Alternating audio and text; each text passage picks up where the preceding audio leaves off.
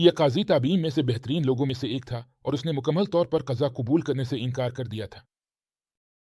लेकिन जब इस पर बहुत ज्यादा दबाव डाला गया तो इसने ये मनसब कबूल किया और इंसाफ के साथ फैसले किए।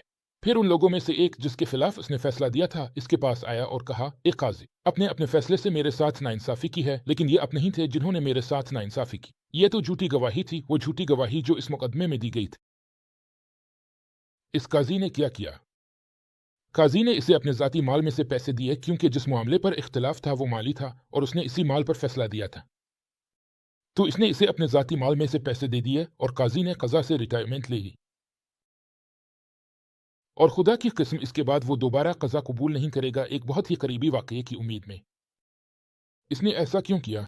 हालांकि खुद मजलूम के मालिक ने इसे बताया था कि वो इसका सबब नहीं था, क्योंकि अल्लाह ताला के सामने लोगों के हुकूक एक बहुत बड़ी जिम्मेदारी है।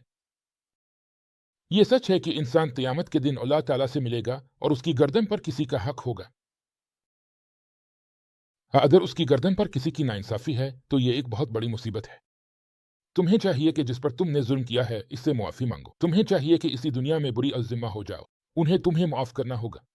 तुम्हें ये नाइंसाफ़ियाँ साफ़ करनी होंगी ताकि तुम अल्लाह से पाक साफ़ मिल सको इंशाअल्लाह।